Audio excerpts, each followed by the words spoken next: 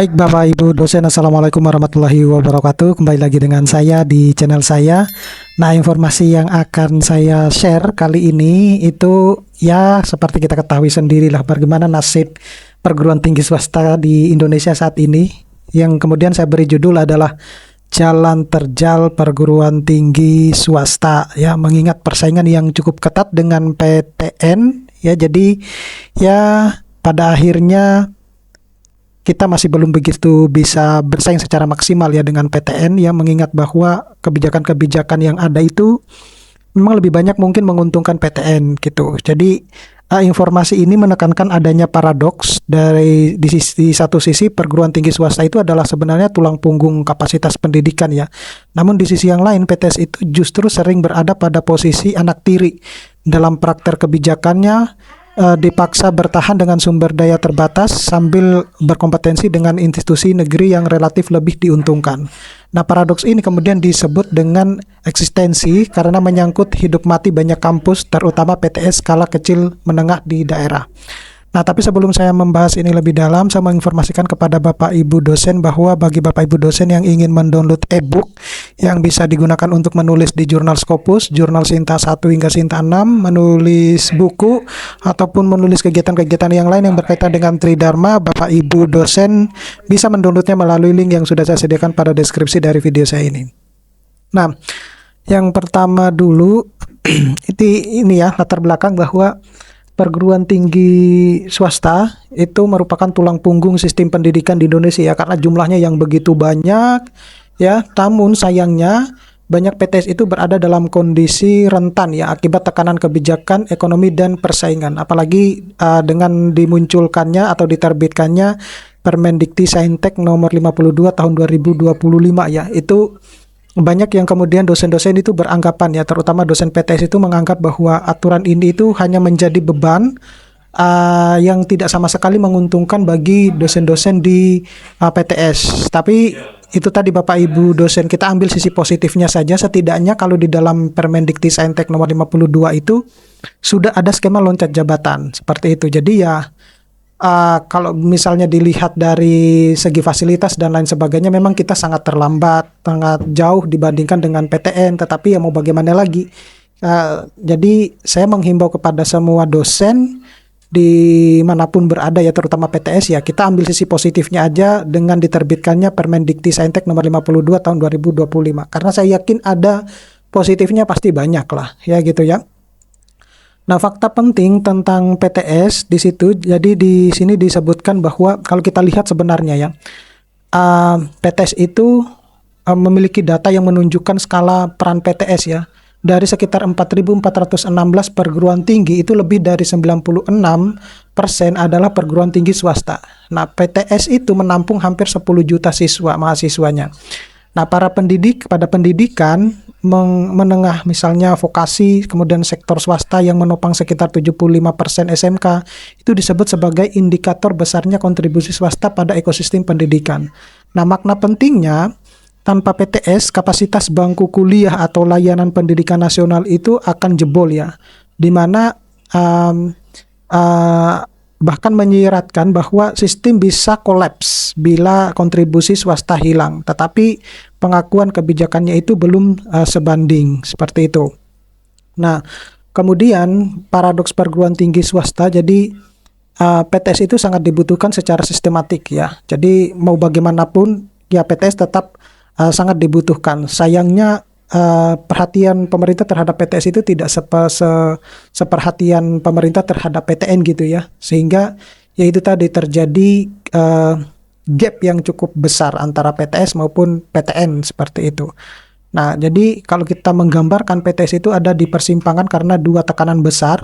Jadi yang pertama itu adalah hegemoni institusi negeri ya, ketimpangan arena kompetisi. Jadi PTS itu harus berkompetisi dengan rekrutmen mahasiswa, kemudian kualitas layanan dan reputasi. Tetapi arena kompetisinya itu tidak setara. Jadi institusi negeri dinilai lebih kuat dari sisi fasilitas, dukungan anggaran, dan legitimasi publik. Dampaknya terasa langsung ya. Jadi PTS yang bergantung pada uang kuliah menjadi paling rentan ketika jumlah pendaftar turun dan terjadi tekanan ekonomi rumah tangga.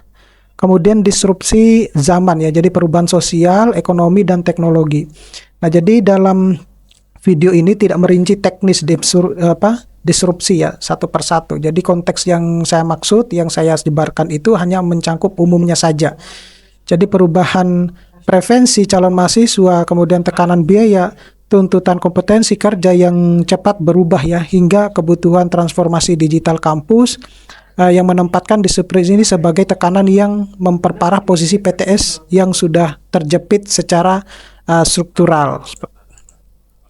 Nah, kemudian ini tantangannya ya di PTS di simpang jalan. Jadi dominasi dan keunggulan perguruan tinggi negeri itu masih menjadi dominan ya, terutama di kalangan masyarakat, karena masyarakat itu beranggapan bahwa kuliah di perguruan tinggi negeri itu adalah sebuah prestisius gitu. Nah, kemudian tantangan disrupsi sosial, ekonomi, dan teknologi yang juga sepertinya perguruan tinggi swasta itu sangat kurang bersaing untuk disandingkan dengan PTN. Nah, selanjutnya siapa yang paling berdampak ya? Ya tentu jelas ya, dari beberapa apa yang sudah saya sampaikan ya, yang paling berdampak tentunya PTS ya, UMKM di daerah, bukan kampus besar di kota gitu. Nah, salah satu poin pentingnya itu adalah bukan terutama tentang PTS besar memiliki konglomerasi di kota besar, melainkan PTS kategori UMKM ya, yang beroperasi di daerah perbatasan atau pelosok. Nah, kenapa ini krusial? Jadi PTS kecil itu biasanya punya cadangan finansial tipis, sehingga shock kecil ya, penurunan pendaftar, akreditasi, biaya operasional, ini bisa langsung mengancam keberlangsungan. Nah, mereka sering mengisi celah layanan, kemudian negara mendekatkan akses pendidikan tinggi ke wilayah yang tidak terjangkau PTN. Apalagi PTN itu bisa buka cabang di mana-mana gitu ya. Kemudian penerimaan mahasiswa barunya juga tidak terbatas seperti itu. Nah, akar masalah strukturnya itu apa sebenarnya? Jadi akar masalahnya itu sebenarnya kebijakan ya. Jadi posisi swasta yang ambigu dalam regulasi. Nah, jadi dalam video ini itu menyampaikan kritik tajam penentu kebijakan menempatkan PTS secara ambigu. Bahkan disebut bahwa frasa swasta seolah dihindari gitu dalam regulasi spesifik, sehingga keberpihakan operasional itu tidak jelas. Nah, kalau posisi PTS ini tidak jelas di tingkat kebijakan, yang terjadi biasanya adalah program afirmasi, misalnya beasiswa, subsidi, atau hibah mutu, lebih mudah mengalir ke institusi yang secara desain milik negara.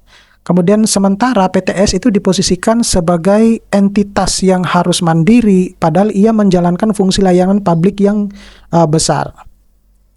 Selanjutnya itu adalah dampak jika PTS ini melemah. Ya, jadi tentunya akan berkurangnya akses pendidikan tinggi, kemudian meningkatnya kesenjangan ya, kesenjangan wilayah, kemudian melemahnya ketahanan sistem pendidikan nasional. Nah, jadi menempatkan persoalan PTS itu sebagai isu ketahanan pendidikan nasional, jika banyak PTS kecil itu tumbang, yang hilang bukan hanya satu institusi, tetapi akses pendidikan tinggi di wilayah-wilayah tertentu. Nah, kehilangan akses di daerah itu dapat memperlebar kesenjangan sosial karena bisa pindah atau merantau kuliah hanya kelompok yang lebih mampu gitu. Nah, arah solusi yang diusulkan, jadi implikasi dan arah solusinya itu diturunkan dari logika ya. Jadi terutama memotret problem dan akar kebijakan dari logika yang dibangun. Langkah kebijakan yang relevan biasanya itu seperti satu ya, level playing field. Jadi kebijakan kesetaraan arena. Jadi skema bantuan mulai dari mutu, hibah, insentif yang kompetitif dan inklusif untuk PTS kecil menengah, bukan hanya untuk institusi negeri. Kemudian beasiswa mahasiswa yang portable ya, bisa dipakai di PTS berkualitas, sehingga dukungan negara itu mengikuti mahasiswa dan bukan semata institusi. Kemudian penguatan mutu yang realistis untuk PTS kecil. Jadi pendampingan akreditasi, kemudian konsorsium dosen atau penelitian lintas kampus, dan kolaborasi sarana, jadi search resources agar PTS UMKM tidak berjuang sendirian lah, seperti itu. Yang ketiga itu adalah strategi adaptasi PTS ya dari sisi kampus. Jadi diferensiasi program yang benar-benar relevan kebutuhan lokal industri setempat, kemudian aliansi atau merger ya, konsolidasi bagi PTS yang terlalu kecil untuk mencapai skala ekonomis. Nah, jadi pada intinya kita mendorong perubahan cara pandang ya, PTS tidak diperlakukan sebagai pemain tambahan, melainkan bagian dari inti sistem yang perlu didesain kebijakan secara eksplisit. Nah, jadi kalau disimpulkan bahwa simpang jalan perguruan tinggi atau jalan terjal perguruan tinggi swasta itu menggambarkan situasi genting ya. PTS itu adalah mayoritas penyedia layanan pendidikan tinggi, tetapi banyak PTS, terutama yang kecil di daerah, itu menghadapi tekanan berat karena ketimpangan ekosistem dan ketidakjelasan afirmasi kebijakan.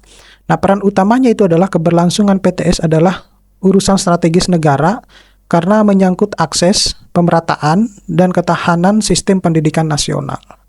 Oke, saya kira cukup sekian Bapak Ibu dosen, mudah-mudahan ini bisa bermanfaat. Nanti kita akan ketemu pada video-video selanjutnya. Saya Iris, Assalamualaikum warahmatullahi wabarakatuh.